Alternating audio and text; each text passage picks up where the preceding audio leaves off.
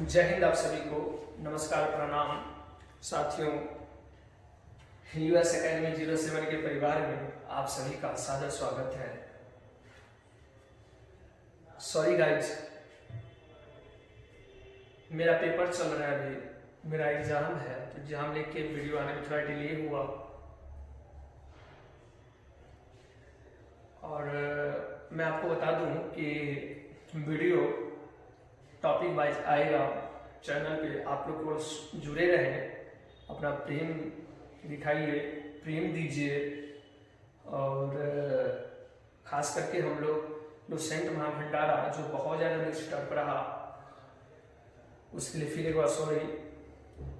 लेकिन मैं आपको बता दूं कि चैनल पे टॉपिक वाइज वीडियो आएगा। जो सेंट महाभंडारा नहीं हो पाया वो भी होगा, टॉपिक वाइज वीडियो आएगा।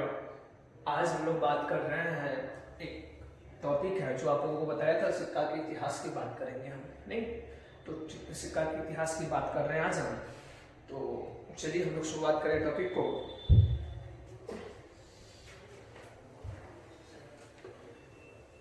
सबसे पहले हम सिक्का की बात करते हैं, राइट।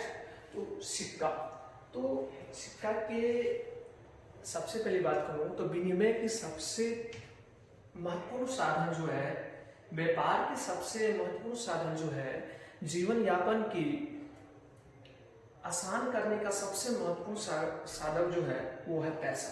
नहीं, वो हर युग में प्राचीन काल से चलता आया है। तो मैं बात करूं सिक्का, नहीं तो सिक्का के इतिहास मतलब हर एक व्यक्ति की, हर एक सामान की, हर एक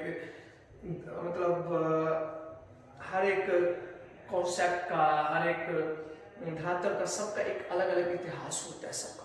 तो बात करते हैं सिक्का का, तो विनिमय का सबसे आसान साधन जो है वो है सिक्का।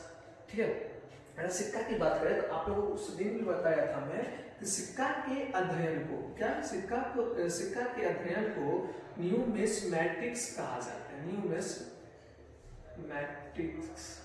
मैटिक्स, ठीक है, क्या कहा जाता है? न्यूमिस्मैटिक्स कहा जाता है। ये आप लोगों को पता होगा। ये ऑब्जेक्टिव में पूछा भी जाता है कि सिक्का के अध्ययन को क्या कहा जाता है, अभिलेख के अध्ययन को क्या कहा जाता है। ठीक है, तो सिक्का के अध्ययन को न्यूमिस्मैटिक्स कहा जाता है। ठीक है, सबसे पहले अगर बात करूं सिक्का का, तो सबसे प्राचीन काल में कौन सा सिक्का था? ये तो हम अध्ययन की बात कर लिए, नहीं ये सिक्का के अध्ययन की बात कर लिए।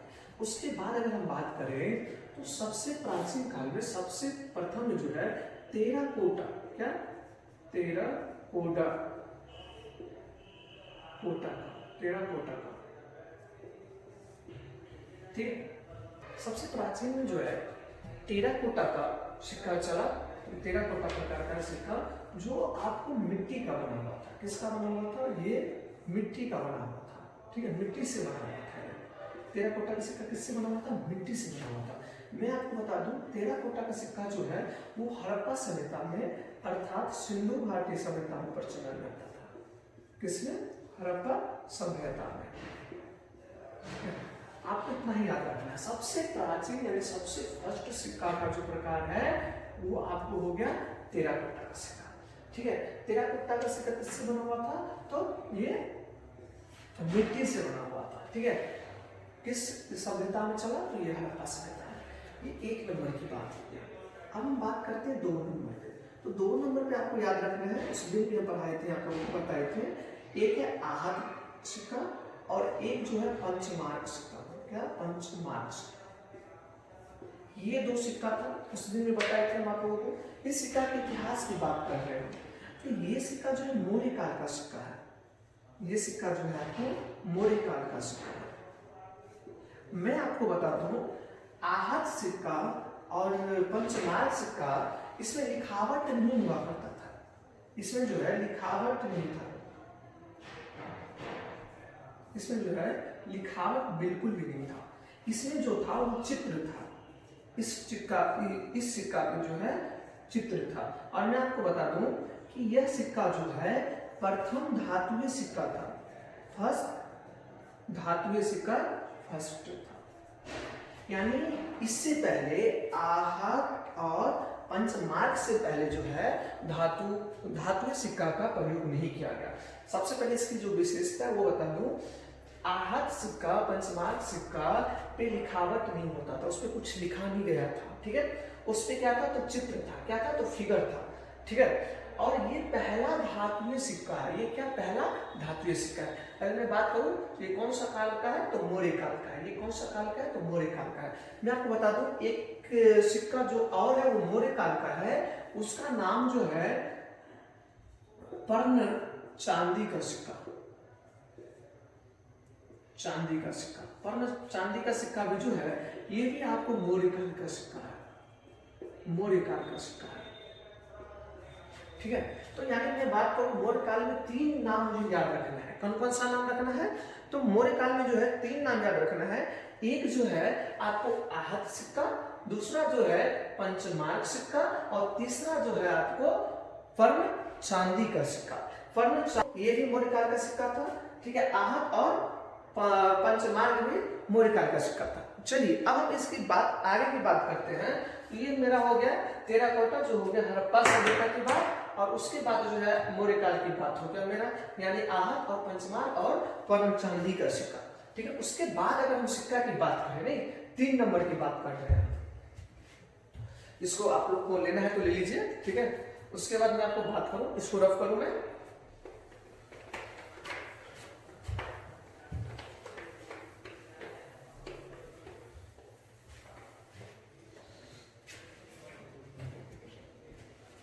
उसके बाद 3 नंबर पे जो है मेरा वो है आपका शीशा का सिक्का, हाँ मेरा शीशा का सिक्का। तो शीशा का सिक्का जो है सातवाहन काल का है, सातवाहन काल का है, ठीक है। आपको याद रखना पड़ेगा, इधर भी 100 है और इधर भी 100 है, यानी 100 स्क्वायर हो गया, क्या हो गया, 100 का स्क्वायर करेंगे, ठीक है। 100 का स्क्वायर मतलब होल स्क्वायर करेंगे, क्या आएगा, 700 आएगा, क्या आएगा, 700 आएगा। तो 700 का मुझे याद नहीं रखना है, ठीक है। मुझे याद रखना है कि शीशा, तो शीशा यानी 100 और सातवाहन यानी 100, तो शीशा का सिक्का जो है सातवाहन काल में चला है, कहाँ, सातवाहन काल में।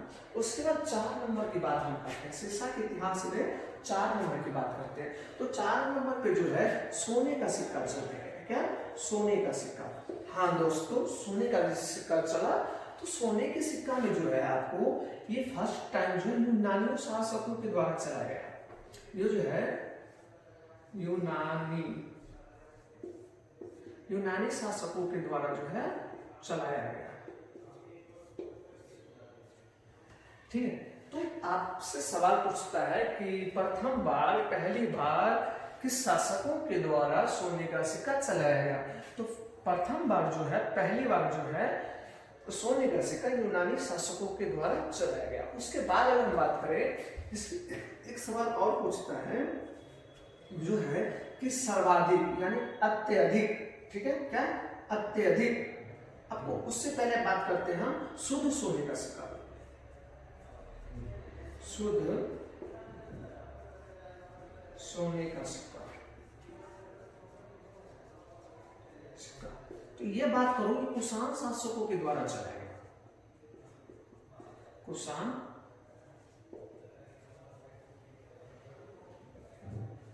शासकों के द्वारा, ठीक है। मैं आपको बात करूं क्या, सोने का प्रथम बार, पहली बार जो है यूनानियों के द्वारा चलाया गया, ठीक है।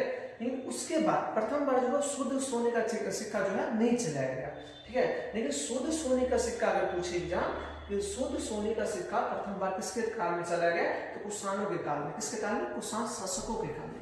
उसके बाद एक सवाल और आता है, जो आता है सर्वाधिक, क्या 6 नंबर पे आता है, सर्वाधिक और सबसे अशुद्ध सोने का सिक्का। अशुद्ध सोने का सिक्का जो है वो किसके काल में चला गया। मैं आपको बता दूं कि सबसे मतलब सर्वाधिक और सबसे अशुद्ध सोने का सिक्का जो है वो कुषाण मतलब गुप्त काल में चला गया, गुप्त शासकों के काल में, ठीक है, गुप्त काल में चला गया। मैं आपको बता दूं एक गुप्त काल के एक राजा थे जिनका नाम है स्कंदगुप्त। क्या नाम है, स्कंदगुप्त। तो अशुद्ध सोने का सिक्का जो है स्कंदगुप्त के काल में ही चलाया गया। यहाँ पे मैं लिख दूं शुद्ध सोने का सिक्का जो है स्कंदगुप्त के काल में ही चला गया। ठीक है, तो आपको एक बार मैं एक टॉपिक को देख लूं कि सबसे पहला सिक्का था वो टेराकोटा का सिक्का था, तो जो आपको मिट्टी का बना हुआ था, यानी सबसे प्राचीन सबसे प्रथम सिक्का जो है टेराकोटा का सिक्का जो मिट्टी का बना हुआ था, उसका जो काल है वो आपको हड़प्पा सभ्यता है। हड़प्पा सभ्यता में मिट्टी का सिक्का टेराकोटा चल रहा था। उसके बाद अगर बात करूं तो आहत और पंचमार्क सिक्का, तो आहत और पंचमार्क सिक्का जो है मौर्य काल में चला। मौर्य काल में टोटल 3 सिक्का चला, एक आहत, एक पंचमार्क और एक पर्ण चांदी का सिक्का। ठीक है, तो आहत और पंचमार्क की बात करें हम, तो आहत और पंचमार्क में लिखावट नहीं हुआ करता था, उसके सिक्का पे कुछ नहीं लिखा गया था, केवल उसके सिक्का पे जो चित्र बना रहता था, फिगर बना रहता था। और एक बात और बता दूं, आहत और पंचमार्क सिक्का जो है वो आपको धातु का सिक्का था। प्रथम बार फर्स्ट टाइम जो है धातु का प्रयोग किया गया सिक्कों के लिए। ठीक है, उसके बाद हम बात करें 3 नंबर पे, तो उसके बाद जो आता है सीसा का सिक्का। ठीक है, सीसा का सिक्का जो सातवाहन काल में चला गया, इधर भी 100 है और इधर भी 100 है। आप इस ट्रिक से याद रखेंगे, सासुमा वाला ट्रिक जो मैंने अभी आपको दिया है। तो सीसा का सिक्का जो सातवाहन काल में चला गया। ठीक है, उसके बाद मतलब दौर पर बदली और दुनिया में परिवर्तन आया, तो परिवर्तन को देखते हुए सोने का सिक्का लाया गया।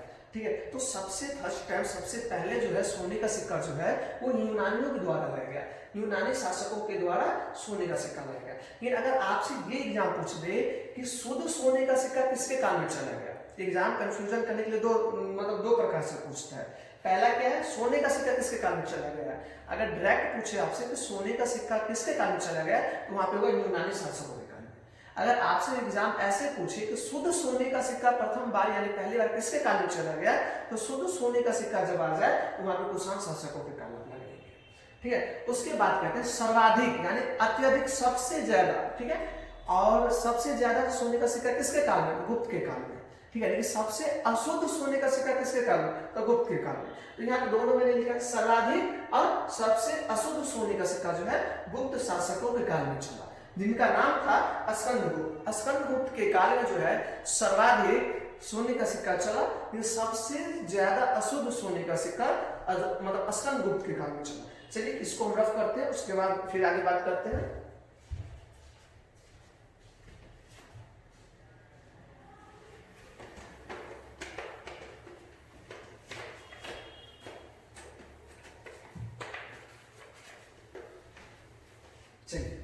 इसके बाद अगर हम बात करें तो आपको चांदी का सिक्का कितना नंबर, 7 नंबर था नहीं, ये 8 नंबर की बात करेंगे हम।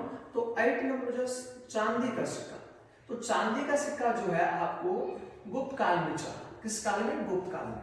ठीक है, यहाँ पे क्या लिखेंगे हम, गुप्त काल।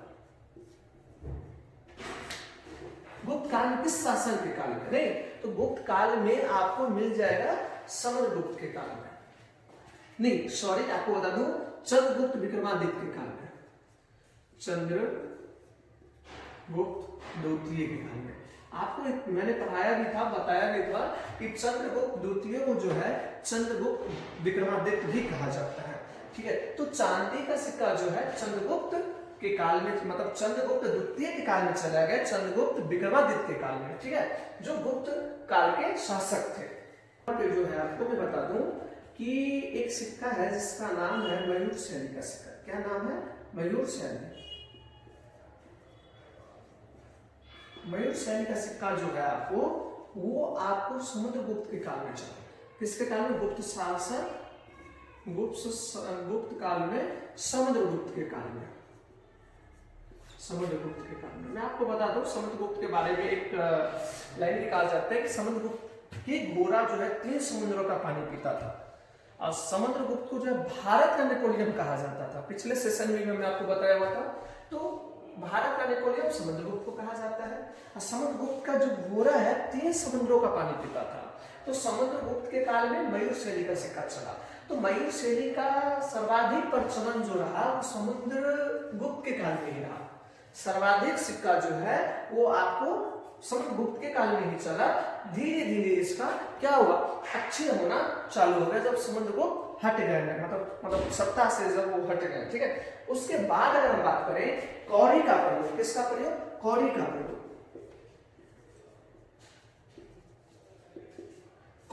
प्रयोग भी गुप्त काल में ही किया गया। किस काल में? गुप्त काल में ही जो है कौड़ी का प्रयोग किया गया। मैं आपको बता दूं गुप्त काल का कि सर्वाधिक और अशुद्ध सोने का सिक्का गुप्त काल, गुप्त नरेश जो है वो स्कंदगुप्त उसके काल में चला। उसके बाद चांदी का सिक्का गुप्त काल में जो आपको समुद्रगुप्त द्वितीय के काल में चला। मयूर शैली का जो है आपको गुप्त नरेश समुद्रगुप्त के काल में चला। और कौड़ी का प्रयोग भी गुप्त काल में ही किया गया। ठीक, उसके बाद आगे देखिए हम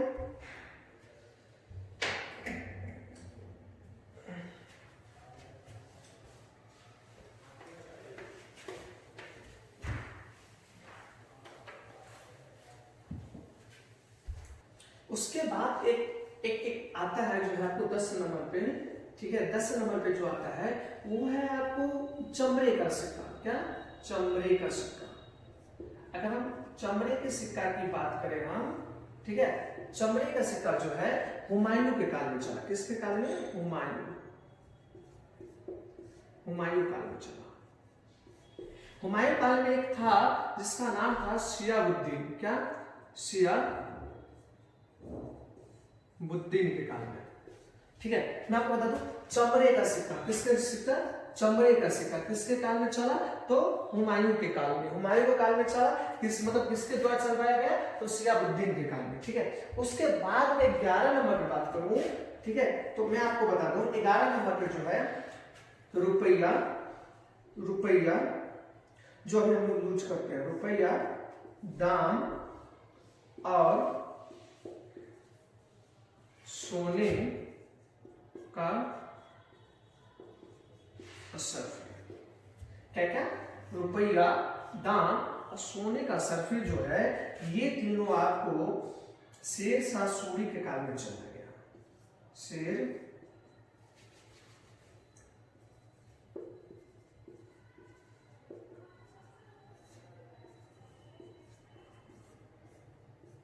शेरशाह सूरी के काल में चला गया। मैं आपको बता दूं कि फिर एक बार कहना चाहूंगा, रुपया, दाम और सोने की असरफी, इस 3 प्रकार का सिक्का जो है शेरशाह सूरी के दरबार में या शेरशाह सूरी के काल में चला गया। ये शेरशाह सूरी वही है जो हुमायूं को मुगल सत्ता से दिल्ली से भागने में मजबूर कर दिया। ठीक है, और शेरशाह सूरी के कारण ही हुमायूं जो है दर भटका, लगभग 5 सालों तक भारत से बाहर रहा। इस दोनों में भयंकर युद्ध हुआ, भयंकर मार हुआ, और उसके बाद मुगल सत्ता पे 5 सालों के लिए शेरशाह सूरी बैठे। तो शेरशाह सूरी जो है बिहार के रहने वाले थे। कहाँ का? बिहार के रहने वाले थे। तो ये जो बिहारी है शेरशाह सूरी, वो उनके द्वारा जो है रुपया, दाम और सोने का असरफी का क्या है। मैं आपको बता दूं जो रुपया है, ठीक है, या फिर दाम है, तो ये दोनों मध्यम वर्ग के लिए था। जो सबसे मतलब गरीब श्रेणी के आदमी है या फिर जो मिडिल क्लास फैमिली है उनके लिए था। जो धनिक है, जो हाई क्लास फैमिली है, ठीक है, उनके लिए जो है सोने के सर्फी। दिमाग देख लीजिए बंदा का, सोने का सर्फी नहीं, ये आपको कितना दिन पहले से आ रहा है, मतलब 15वीं 16वीं शताब्दी से, मतलब लगभग 15वीं शताब्दी से आ रहा है, 16वीं शताब्दी से। कितना दिमाग लगा रहा है ये बंदा, कि जो मतलब गरीब परिवार के हैं, जो मध्यम वर्ग के हैं या फिर जो उच्च वर्ग के लोग हैं, वो सबके लिए सिस्टम वाइज, ठीक है, एक सिस्टम तैयार किया गया, ठीक है, जो शेरशाह सूरी के द्वारा किया गया। मैं आपको बता दूं कि आज सिक्का के जो इतिहास है, अगर हम सिक्का की इतिहास की बात करें, वो कंप्लीट हो गया। हिस्ट्री की बात करें तो कंप्लीट हुआ मेरा, ठीक है। मैं आपको बता दूं एक बार फिर कि चैनल पे जो है टॉपिक वाइज वीडियो आएगा, टॉपिक उठा के, मतलब एक टॉपिक को एग्जाम से रिलेटिव रहेगा, जो एग्जाम उससे उस टॉपिक से जो VVI टॉपिक पूछा जाता है वो टॉपिक लाया जाएगा, वो टॉपिक करवाया जाएगा, ठीक है। मेरा एग्जाम है अभी कुछ दिनों में ऐसा, तो कुछ दिनों के लिए लुसेंट महाभंडारा को स्थगित किया गया है। मैं आपको बता दूं लुसेंट से जो टॉपिक है टॉपिक वाइज वीडियो आएगा, लेकिन पर डे नहीं आ पाएगा क्योंकि अत्यधिक व्यस्त होने के कारण, बिजी होने के कारण नहीं हो पाता है।